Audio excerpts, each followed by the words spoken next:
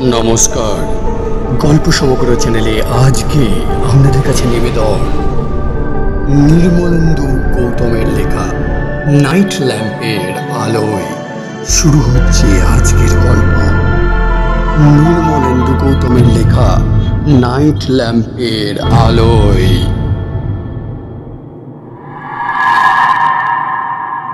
বলতে গেলে শেষ মুহূর্তে টেলিফোন এলো পশুপতিবাবুর। বাড়ি থেকে বেরোবার সময় হঠাৎ পড়ে গিয়ে তার পাটা সম্ভবত ভেঙে গেছে। বড় ভাইপো তাকে হাসপাতালে নিয়ে যাচ্ছে। কাজেই কোনোভাবেই তিনি আর আসতে পারছেন না। কাউকে যে পাঠাবেন তার পরিবর্তে, সেটাও আর এই মুহূর্তে নয় সম্ভব তার পক্ষে। না, আর কিছুই করার নেই। অসহায়ভাবে মনে মনে কথাটা ভাবলেন ভুবনবাবু। বেরোবার সময় উল্টো দিকের বাড়ির প্রকাশবাবুকে অনুরোধ করে যেতে হবে বাড়িটা দেখবার জন্য। অনুরোধ করলে অনুরোধটা নিশ্চয়ই রাখবেন প্রকাশবাবু। হাওড়া স্টেশন থেকে 7টায় ট্রেন। 5টা বাজতে এখন মিনিট 3 বাকি। একটু আগেই বেরিয়ে পড়া ভালো বলে মনে হয়। মনে মনে ভাবলেন ভুবনবাবু। মোড়ের কাছে গিয়ে একটা ট্যাক্সি ধরে হাওড়ায় পৌঁছতে অন্তত ঘণ্টাখানেক সময় লাগবে।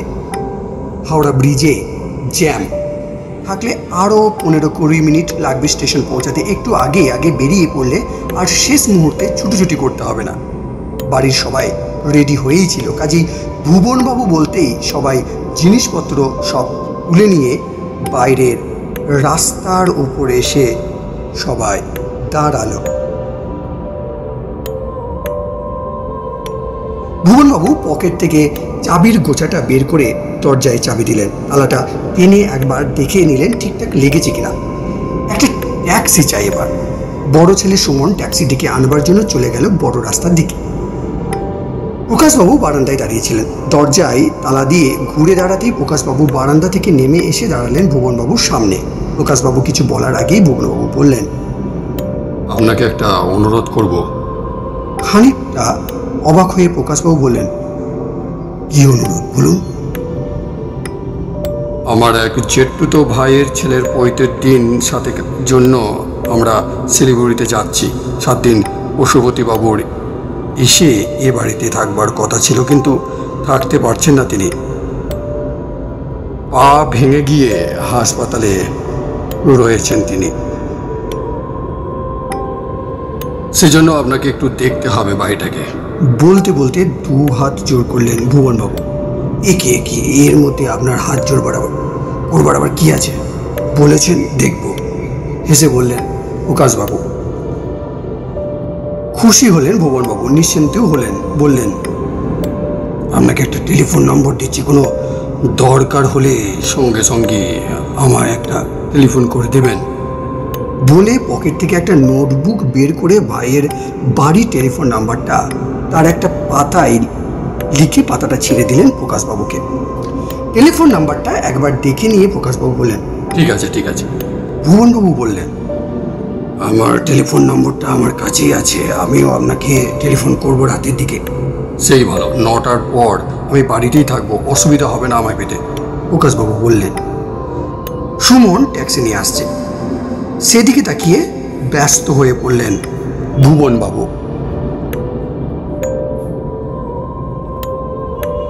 বাড়ির সামনেই ট্যাক্সিটা ঘুরিয়ে নিল ড্রাইভার। জিনিসপত্র ট্যাক্সিতে তুলে দিয়ে প্রকাশবাবুর দিকে ফিরলেন ভুবনবাবু। 2 হাত জোর করে বললেন, তাহলে আসি এবার? প্রকাশবাবু বললেন, হ্যাঁ হ্যাঁ হ্যাঁ হ্যাঁ, আসুন আসুন আসুন আসুন। আর কথা বাড়ালেন না ভুবনবাবু। ঘুরে দাঁড়িয়ে বাড়িটাকে একবার দেখলেন। তারপরে এগিয়ে এসে হাত বাড়িয়ে ট্যাক্সির দরজাটা খুলে উঠে পড়লেন ট্যাক্সিতে। সঙ্গে সঙ্গে চলতে শুরু করলো ট্যাক্সিটা। শিলিগুড়িতে পৌঁছে রাতে একবার প্রকাশবাবুকে টেলিফোন করার কথা মনে মনে ভেবেছিলেন ভুবনবাবু, কিন্তু তারপর কেন জানি আর টেলিফোনটা করা হয়নি। আজ ঠিক 9টার সময় ডায়াল করলেন প্রকাশবাবুর নাম্বারে। টেলিফোনটা প্রকাশবাবুই ধরলেন। ধরেই বুঝি খানিকটা উত্তেজিতভাবে বললেন, এক্ষুনি আমি আপনাকে টেলিফোন করতে চাচ্ছিলাম। চমকে উঠে ভুবনবাবু বললেন, কি কেন, কিছু খবর আছে নাকি?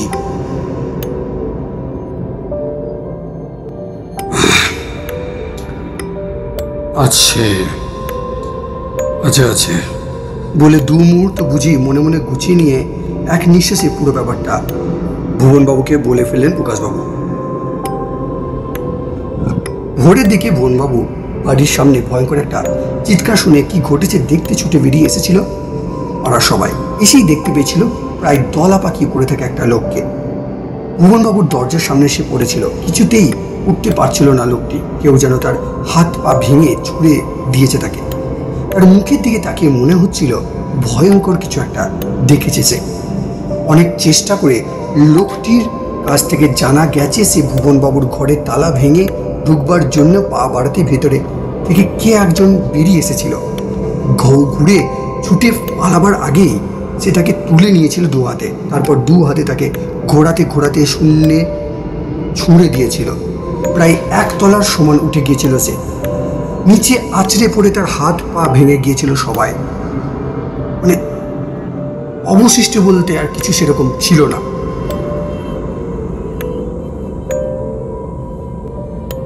ঘর থেকে যে বেরিয়ে এসেছিল তাকে সে ঠিকমতো দেখতে পায়নি, শুধু বুঝেছে দারুণ শক্তি তার। তার হাত থেকে পালানো অসম্ভব একটা ব্যাপার। সঙ্গে সঙ্গে পুলিশ ডেকে পুলিশের হাতে তুলে দেওয়া হয়েছিল লোকটিকে। ভুবনবাবুর দরজার ভাঙা তালার জায়গায় নতুন একটা তালা লাগিয়ে দিয়েছেন প্রকাশবাবু নিজেই। পুরো ব্যাপারটা শুনে কীরকম যেন অসহায় হয়ে গেলেন ভুবনবাবু। কোনো রকমের প্রশ্ন করলেন, সেই লোকটি কি আর কোনো খোঁজ টোজ পাওয়া গেছে? না, সেই লোকটি আর কোনো খোঁজ পাওয়া যায়নি, প্রকাশবাবু বললেন। ভুবনবাবু এবার একটুখানি ভেবে নিয়ে বললেন, কিন্তু লোকটি যেই হোক আমার ঘরের ভেতর থেকে বেরিয়ে আসবে কি করে? ঘরের চাবি তো আমার কাছে। পশুপতিবাবু এলে পশুপতিবাবুকে চাবিটা দিয়ে আসতাম না। ব্যাপারটা স্পষ্ট হচ্ছে না আমার কাছে। মনে হয় আপনার ঘরের তালা যে লোকটি ভেঙেছে সে লোকটি বোধহয় ভয় দেখতে ভুলে গেছে, ভুল করেছে, প্রকাশবাবু বললেন। ভুবনবাবু বললেন, তা হতে পারে, ভয়ই ভুল দেখতে পারে হয়তো। যাকে বাড়ির সবাইকে এখানে রেখে আমি কাল রওনা দিচ্ছি। এরকম একটা খবর পাওয়ার পর আমি আর এখানে থাকতে পারছি না। না না না না, আপনি পৈতা নেমন্তন্ন খেয়েই আসুন, এদিকটা আমরা দেখে নিচ্ছি, প্রকাশবাবু বললেন। কখনোই তা হয় না, আমি আসছি বলে আর প্রকাশবাবুকে কিছু বলতে না দিয়ে ভুবনবাবু টেলিফোনটা নামিয়ে রাখলেন। অসহায়ভাবে নিঃশ্বাস দিলেন একটা। ব্যাপারটা ঠিক বুঝে উঠতে পারছেন না ভুবনবাবু। আচ্ছা, তার চেনা কেউ কি লোকটিকে দরজা তালাটা ভাঙতে দেখে ওরকম একটা কাণ্ড করে দেখেছে? কিন্তু তাহলে সে চলে যাবে কেন? তাছাড়া যেভাবে সে লোকটিকে দু হাতে মাথার ওপরে তুলে ধরে ঘুরিয়েছে তাতে তাকে রীতিমতো বারবেল ডাম্বেল ভাঁজা দশাশয় চেহারার একজন বলেই মনে হয়। অমনি দশাশয় চেহারার কারো সঙ্গে পরিচয় নেই ভুবনবাবুর। যদ্দূর মনে হচ্ছে ব্যাপারটা খুব একটা সহজ নয়, কিন্তু একটা রহস্য কিন্তু থেকেই যাচ্ছে ব্যাপারটার পিছনে। এখানে বসে ভেবে কিছুই সেই রহস্যে কিনারা করতে পারবেন না ভুবনবাবু। ফিরে গিয়েও যে রহস্যটা সমাধান করতে পারবেন সেটাও ঠিক নয়, তবুও তার যাওয়াটা একান্তভাবেই উচিত। বাড়ির সবাইকে রেখে কাল কলকাতায় ফিরে যাবেন শুনলেই ভুবনবাবুকে সবাই প্রশ্ন করতে শুরু করবে। কি ঘটেছে তা বললেই সবাই তার সঙ্গেই ফিরে যেতে চাইবে কলকাতায়। কিন্তু পৈতে বাড়ির এই আনন্দ ছেড়ে সবাই ফিরে যাক সেটা কিছুতেই চান না ভুবনবাবু। তাকে শুধু ফিরে যাওয়ার জন্য কিছু একটা গল্প বানাতে হবে। মনে মনে এবার সেই গল্প বানাতে উনি শুরু করলেন।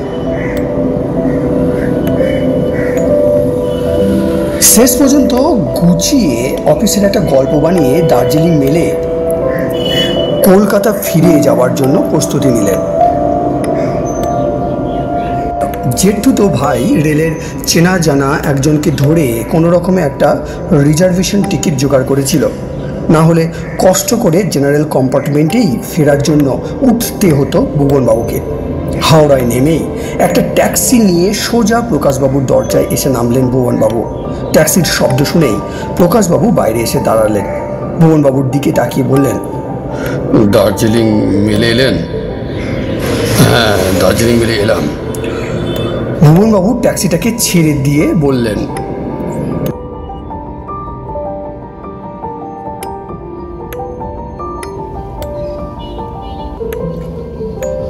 ট্যাক্সিটা চলে যেতেই প্রকাশবাবু বললেন, পৈতের নেমন্তন্নটা খেয়ে এলেই পারতেন কিন্তু। আসলে খবরটা শোনার পর আর না এসে থাকতে পারছিলাম না। খানিকটা অসহায় হয়ে বললেন ভুবনবাবু। নিন ভেতরে চলুন। বলে ভুবনবাবুকে নিয়ে ভেতরে এলেন প্রকাশবাবু। মুখোমুখি দুটো সোফায় বসলেন। এবার বলুন তো সেদিন ঠিক কী হয়েছিল? প্রকাশবাবুর মুখের দিকে তাকিয়ে অধৈর্য গলায় প্রশ্ন করলেন ভুবনবাবু। যা যা ঘটেছিল পুরোটাই প্রথম থেকে শেষ পর্যন্ত সাজিয়ে বলে ফেললেন প্রকাশবাবু। শুনে একটু সময় চুপ করে থাকলেন ভুবনবাবু। প্রকাশবাবুর দিকে ঝুঁকে পড়ে বললেন, ব্যাপারটা কি হতে পারে বলে আপনার মনে হয়? লোকটা যা বলেছে তা যদি বিশ্বাস করি তাহলে ব্যাপারটাকে অলৌকিক ছাড়া আর কিছু মনে হয় না। প্রকাশবাবু বললেন। আমারও তাই মনে হয়, ভুবনবাবু বললেন। পশুপতি বাবুকে বোধ হয় ব্যাপারটা একবার জানানো উচিত, সেই সঙ্গে পায়ের খবরটাও একবার নেওয়া উচিত হঠাৎ মনে হলো ভুবনবাবুর। মনে হতেই প্রকাশবাবুর দিকে তাকিয়ে বললেন, আমি একটা টেলিফোন করব? হ্যাঁ করুন করুন করুন, প্রকাশবাবু বললেন। উঠে টেলিফোনের কাছে এলেন ভুবনবাবু। ডায়াল করলেন পশুপতিবাবুর নাম্বারে। বার কয়েক রিং হবার পর পশুপতিবাবুই তুললেন টেলিফোনটা। বললেন,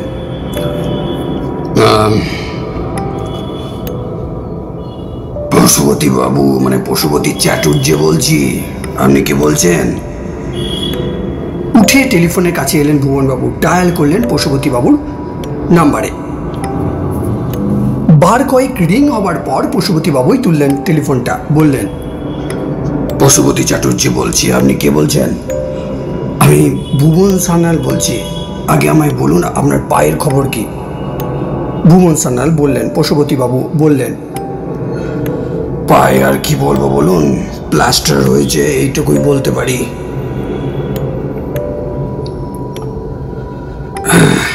আর কি আর বলার আছে? কিন্তু টেলিফোন করেছেন কোথা থেকে? কলকাতা থেকে আপনাকে টেলিফোন করছি, ভুবনবাবু বললেন। ভুবনবাবুর কথাটা শুনেই বুঝি লাফিয়ে উঠলেন পশুপতিবাবু। অবাক হওয়া গলায় বললেন, সে কি শিলিগুড়ি যাননি? গিয়েছিলাম, কিন্তু এমন একটা ঘটনা ঘটেছে যে আমায় একা ফিরে আসতে হলো, ভুবনবাবু বললেন। তেমনি অবাক হওয়া গলায় পশুপতিবাবু বললেন, কি ঘটনা ঘটেছে বলুন তো? দ্রুত একটুখানি গুছিয়ে নিয়ে এলেন ভুবনবাবু। তারপর প্রায় এক নিঃশ্বাসে পুরো ঘটনাটা বলে ফেললেন পশুপতিবাবুকে। শুনে একটু সময় চুপ করে থাকলেন পশুপতিবাবু। তারপর বললেন, আপনাকে এখনই একবার আমার এখানে আসতে অনুরোধ করছি।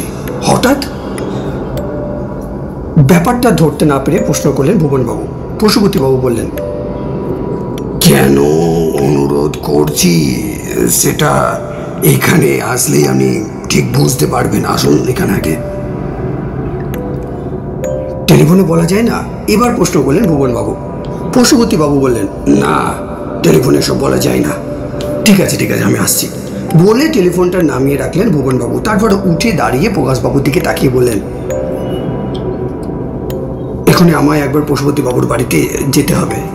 কিন্তু তাড়াতাড়ি ফিরে আসবেন, আমার এখানে আবার আপনার খাবার ব্যবস্থা হয়েছে। প্রকাশবাবু বললেন, ঠিক আছে আমি তাড়াতাড়ি ফিরব বলে আর দাঁড়ালেন না ভুবনবাবু। বেরিয়ে পড়লেন পশুপতিবাবুর বাড়ির উদ্দেশ্যে যাওয়ার জন্য। ভুবনবাবুর কাছে ফের পুরোটা শুনলেন পশুপতিবাবু। জানালা দিয়ে দূরে দিকে তাকিয়ে কি যেন ভাবলেন।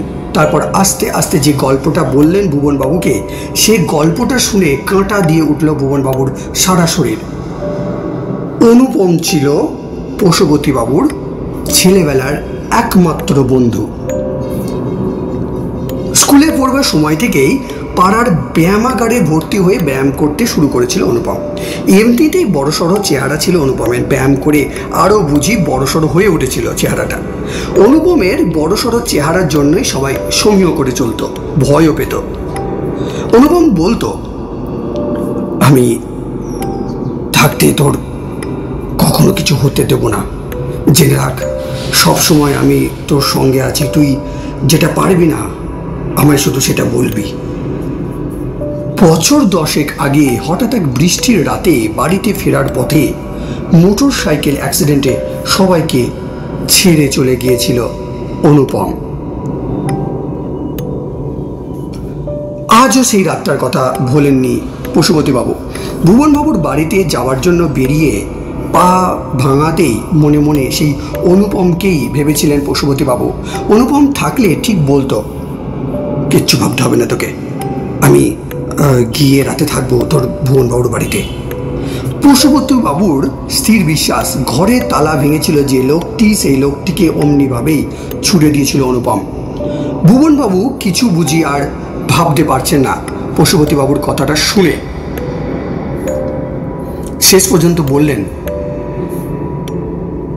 ঠিক তাই, না হলে অমনভাবে লোকটিকে ছুঁড়ে ফেলে সে কখনো চলে যেত না। ছোট্ট করে শুধু হাসলেন ভুবনবাবুর পরিচিত পশুপতিবাবু।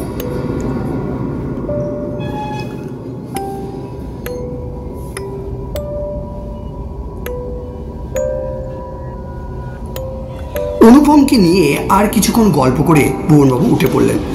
রাতের খাওয়া সেরে দরজায় লাগানো নতুন তালা চাবিটা প্রকাশবাবুর কাছে চেয়ে নিলেন ভুবনবাবু। রাতে নিজের বাড়িতেই থাকবেন, যদিও খেতে বসে তার বাইরের ঘরটাতে থাকবার জন্য বারবার অনুরোধ করেছিলেন প্রকাশবাবু, কিন্তু ভুবনবাবু রাজি হননি। আসলে কেন জানি মনে হয়েছিল বাড়ির সামনেই অন্য বাড়িতে শুয়ে ঘুমটা ঠিকঠাক আসবে না। খাওয়া দাওয়ার পর আর প্রকাশবাবুর সঙ্গে বেশিক্ষণ গল্প করলেন না ভুবনবাবু। 10:30 বাজতে বাজতেই উঠে পড়লেন। তারপর চাবিটা হাতে ধরে সোজা এসে দাঁড়ালেন বাড়ির তালাবন্ধ দরজাটার সামনে। চাবি ঘুরিয়ে দরজাটা খুললেন। ভেতরে ঢুকতে গিয়ে হঠাৎ মনে পড়ল অনুপমের কথা। কেন জানি ঘরের ভেতর অনুপমকে স্পষ্ট অনুভব করলেন ভুবনবাবু। কাঁটা দিয়ে উঠল তার সারা শরীর। বড় করে একটা শ্বাস নিলেন নিজের অজান্তেই। অন্ধকারের ভেতরেই কোনো রকমে দ্রুত পা ফেলে সুইচ বোর্ডের কাছে এসে একটা সুইচ টিপলেন ভুবনবাবু। আলো জ্বলল না। বুকের ভেতরটা লাফিয়ে উঠল। মুহূর্তের পরে সুইচটা টিপলেন, আলো জ্বলে উঠল। সুইচ বোর্ডের দিকে তাকালেন ভুবনবাবু। প্রথমে প্লাগের সুইচটা টিপে ছিলেন বলে আলোটা জ্বলেনি বুঝতে পারলেন। কপালে কি ঘাম জমেছে। কপালটা মুছলেন ভুবনবাবু। দেখলেন ঘরের ভেতরটাকে ভারী নির্জন লাগছে। ভুবনবাবু এক্ষুনি শুয়ে পড়বেন, অকারণে জেগে থাকবার কোনো কারণ নেই। কথাটা ভেবেই নিজের ঘরে এলেন ভুবনবাবু। বিছানাটা একবার দেখে নিয়ে বড় আলোটা নিভিয়ে নাইট ল্যাম্পটা জ্বালিয়ে শুয়ে পড়লেন। সহজে আজ আর ঘুম আসবে না বুঝতে পেরেও চোখ বুঝলেন ঘুমোবার জন্য। সঙ্গে সঙ্গে ভুবনবাবুর মনে হলো পাশে এসে কেউ বুঝি দাঁড়ালো। তারপর ঝুঁকে পড়লো তার উপর। নিশ্চয়ই অনুপম, না তাছাড়া কেউই হতে পারে না। কি জানি কিছু হয়তো বলতে চাই অনুপম, ভুবনবাবুর কাছ থেকে কিছু শুনতেও চাইতে পারে, সেই জন্যই ঝুঁকে পড়েছে ভুবনবাবুর উপর। চেষ্টা করেও বুঝি চোখ খুলতে পারছেন না ভুবনবাবু, নাড়াতে পারছেন না শরীরটাকে। উত্তেজনায় দারুণভাবে এবার হাঁপাতে থাকলেন ভুবনবাবু। দু হাতে মুঠো করে ধরলেন বিছানার চাদর। উত্তেজিত নিঃশ্বাসে ওঠানামা করতে লাগলো বুকটা। ভুবনবাবুর দিকে যে ঝুঁকে আছে, যাকে অনুপম ছাড়া কিছু ভাবতে পারছে না ভুবনবাবু, সে বুঝি হঠাৎ একটা শব্দহীন ঠান্ডা হাওয়ার তরঙ্গ হয়ে গেল।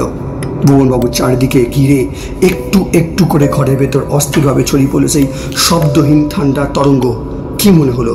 দু হাত জোর করে ভয়ে ভয়ে ভাঙা গলায় কোনো রকমে ভুবনবাবু বললেন, আমি আপনাকে ঠিক চিনতে পেরেছি। আপনি পশুপতিবাবুর বন্ধু সেই অনুপম। পশুপতিবাবুর জন্য আপনি সব করতে পারেন, তাও বুঝে ফেলেছি। লোকটিকে যে আপনিই ছুঁড়ে ফেলে দিয়েছিলেন সে রাতে, সেটাও আমি বুঝে ফেলেছি। পশুপতিবাবুর কাছে আপনার গল্প শুনে আপনাকে যে কি বলবো ভেবে উঠতে পারছে না। ভুবনবাবুর কথাটা শেষ হওয়ার আগে শব্দহীন ঠান্ডা হাওয়ার সেই তরঙ্গ মিলিয়ে গেল ঘরের ভেতর থেকে। শিথিল হয়ে গেল ভুবনবাবুর সারা শরীর। ভুবনবাবু স্পষ্টই বুঝতে পারলেন আর কোনো কারণে নয়, তার কাছ থেকে এই কথাগুলোই শুনতে এসেছিল অনুপম। কথাগুলো শোনার পর আর এক মুহূর্ত অপেক্ষা করেনি, বড় করে একটা শ্বাস নিলেন ভুবনবাবু। নাইট ল্যাম্পের মৃদু আলোয় আর চারিদিকে নির্জনতায় এবার একটু একটু করে ঘুম নামতে থাকলো ভুবনবাবুর দু চোখে। শুরু হলো আজকের অন্তিম পর্বের শেষ লগ্নের প্রহর গোনা। গল্পটি আপনাদের কাছে কেমন লাগলো অতি অবশ্যই কমেন্ট করে জানাবেন। সবার সঙ্গে